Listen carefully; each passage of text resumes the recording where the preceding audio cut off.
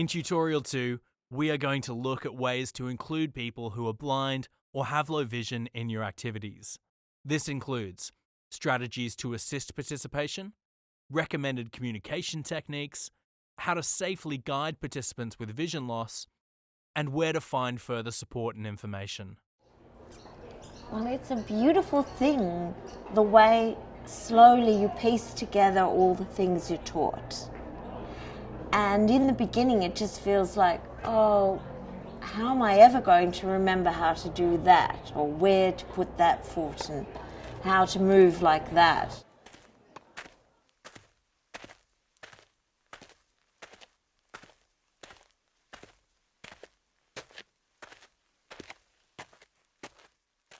The number of people with vision loss is increasing as our population ages. This fact highlights the need for training of staff and volunteers in meaningfully including people who are blind or have low vision. There are a number of ways in which we can do this. Using open activities, where anyone can participate with little or no modification to the activity, such as swimming. Modified activities, where everyone completes the same task but with some adaptations to the rules, playing area, or equipment, such as blind tennis. We'll now take a look at an example of a modified sport, blind AFL. The following video highlights the modifications that have been made to the AFL game specifically for participants who are blind or have low vision. For the past 14 months, the AFL has been trialling a range of different equipment to create a blind football league. It's an opportunity for us to actually play footy, because it's really hard for us to play footy out at school or even for a like a normal footy club on the weekends, because it's so quick and we can't see the ball. While it is very similar to an AFL game, there's no tackling, shorter quarters and different scoring for various levels of impairment. We don't have to physically mark the ball for it to be counted as a mark. The ball can just hit our body.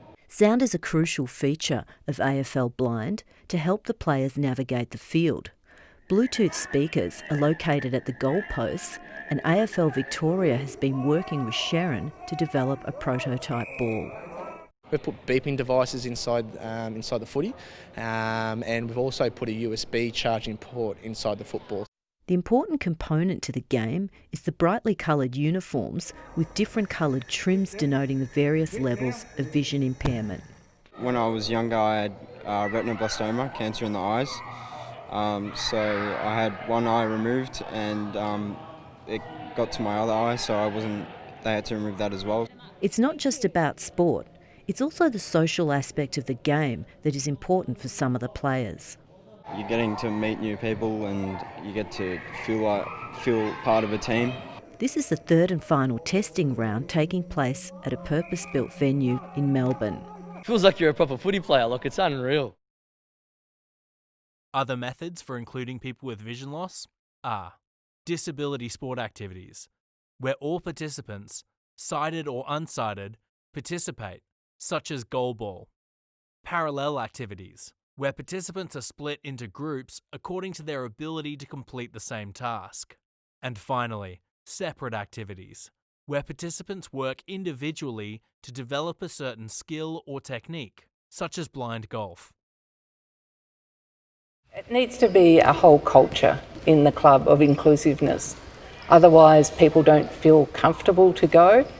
You might go and do your exercise, but not feel comfortable to sit in the canteen because no one will ask you, can they help you, or they won't carry your coffee to the table because that's not what they regularly do. So it's little things like thinking about what's difficult for the person to do and just making small changes to your routine to make it more inclusive so that the person feels like it's a great experience. I want to come back here. So thinking about the sport or recreation activity you are personally involved in, let's take a look at some coaching tips. These insights are from an experienced blind tennis coach and will help you think about the strategies you need to consider when supporting someone with vision loss. These video tutorials also look at some key elements of guiding a person who is blind or has low vision. Before your new new participant arrives at the club, ensure all pathways, courts and communal areas are clear of any potential hazard. It also helps to meet them in a familiar location. This could be as simple as an entranceway or somewhere close to the road where they may be arriving. Introduce yourself by name and mention what your role is at the club. When addressing your participant, you'll always need to use their name too.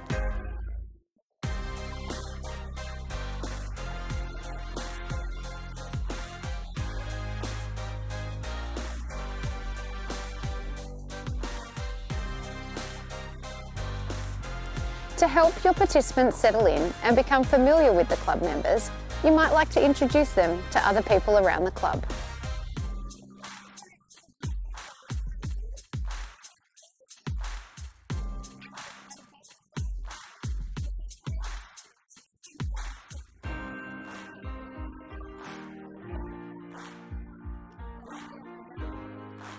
This can help everyone feel more comfortable knowing one another by name. As with any new player you coach, it's important to get to know them and their story. Try to find out about their knowledge of tennis and what their goals are. Once you know a little bit about them, start to find out what their needs are and how they like to be supported or coached. Be confident asking questions such as, have you played or experienced tennis before? Have you played other sports? What are you good at? This will help you to determine how best to coach them, as it's a very different experience for someone who has never seen the game before. So welcome, Gina Marie. Can you tell me how you got into tennis? Oh, well, I was not able to play sport as a child. I didn't have that eye coordination, even though I was sighted. Yep. I couldn't catch balls, I couldn't hit balls.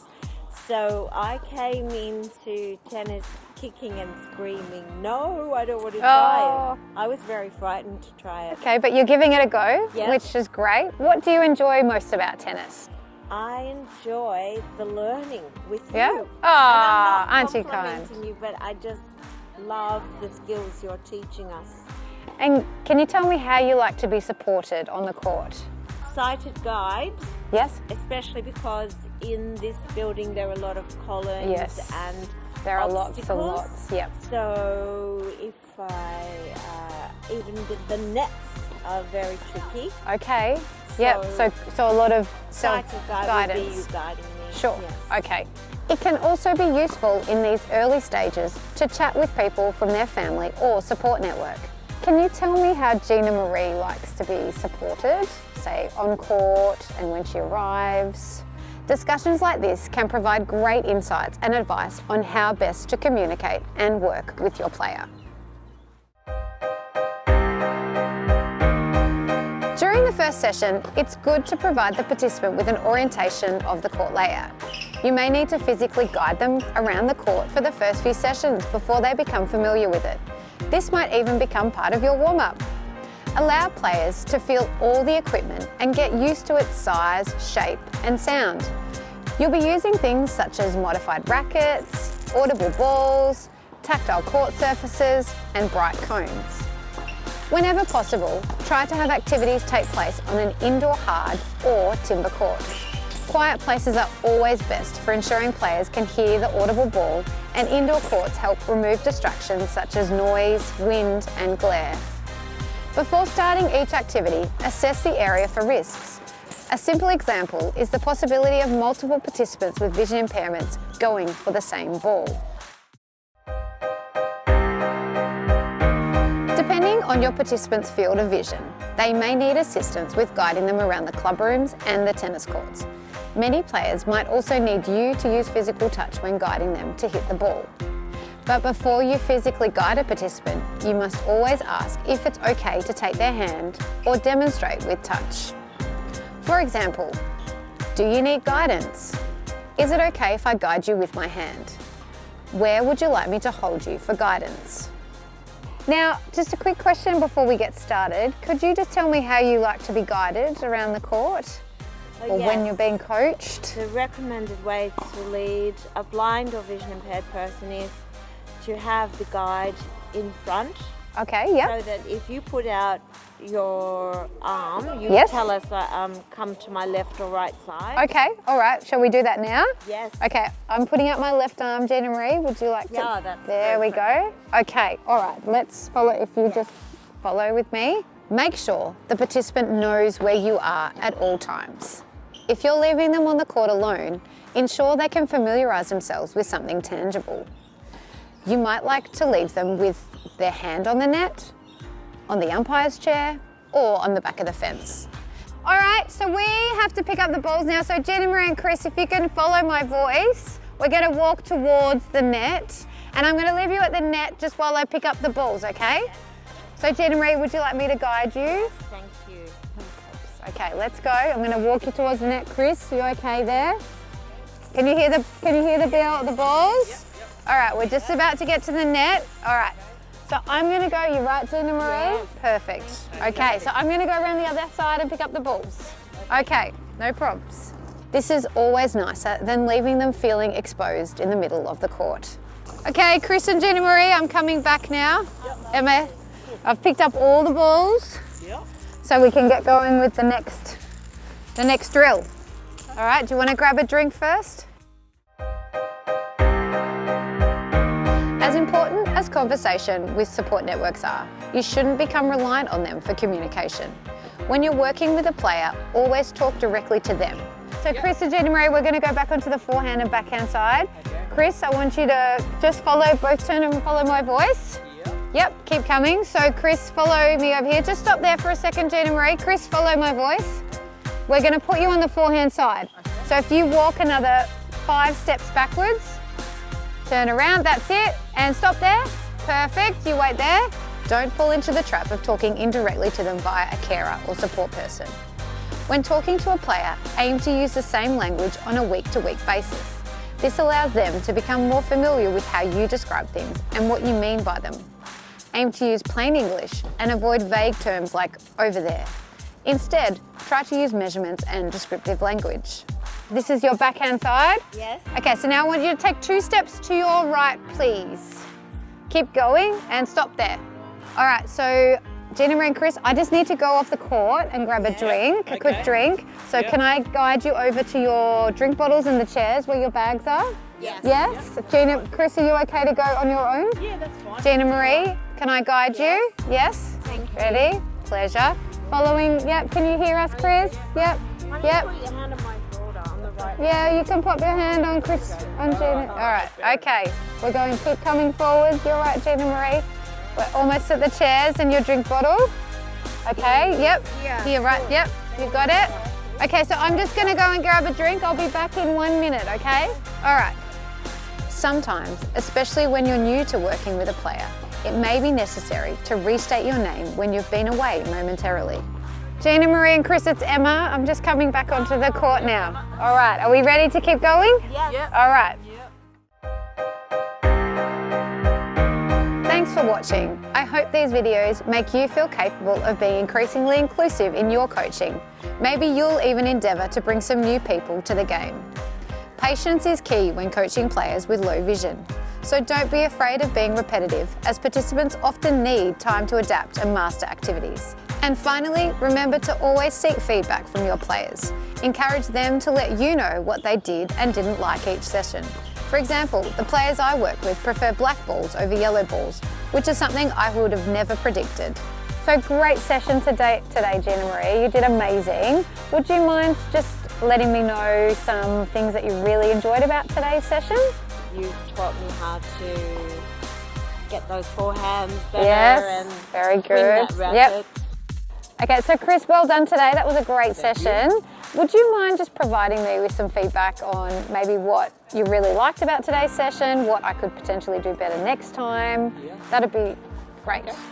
No, well, your advice is good. Just the positioning of the tennis court, I find a bit tricky. Okay. Like where to stand Yep. and all that kind of thing. Yep. But other than that, it's been really good. But like I said, the positioning of the ground. Sure. Because it Just a can't- bit more guidance as to Yeah, where that is on pretty the court. much, yeah. Okay, I can easily Yeah. do that next time. Thank you. We hope these tips help you more effectively include people who are blind or have low vision in your sport or recreation program. It's important to remember they don't replace one-on-one training when it comes to learning how to be a sighted guide. For this, we recommend booking a comprehensive training session by emailing Blind Sports and Recreation Victoria at info@blindsports.org.au or calling 03 9822 8876. Here are some final things to remember as you start on your journey. Share this tutorial series with your staff and volunteers. Check in with them to discuss the potential issues that could affect people who are blind or have low vision in your club or rec centre, and help them feel confident using the communication techniques and coaching strategies from this series. Provide your promotional materials in accessible formats designed for people who are blind or have low vision, as well as information about the most accessible methods of transport to your venue and where it is located. Also, make sure your venue is accessible for people who are blind or have low vision. Source the appropriate adaptive equipment for your sport and allow participants to use their tactile sensors to feel its features and the equipment they'll be using. Consider the impact of light and lighting, being mindful of participants who may be sensitive to glare or may need other modifications. Of course, the most important skills you can have on this journey are patience, trust, and empathy. If you're thinking of starting a program at your centre or club and you're not sure how to be inclusive of anyone with a disability, call someone and ask for some help and advice. It's really worthwhile. It's very rewarding for you as the club, but also for the people that get to come along. We hope you're feeling ready to take on the challenge of involving people with vision loss in your sport or activity. The team at Blind Sports and Recreation Victoria wish you luck in helping to create a more inclusive world for people with vision loss. On that day when you do everything right, and I just felt myself flowing and stepping across and hitting, and it's a flow. That's what comes. And you don't even know you're doing all those things that's taken ages to learn. And that's when I say thank you to all those dear patient coaches on tennis courts, soccer ovals, everywhere. We have learned through your ability to demonstrate, and we celebrate it when we, like a mirror, express it back to you. And we're playing and we feel free.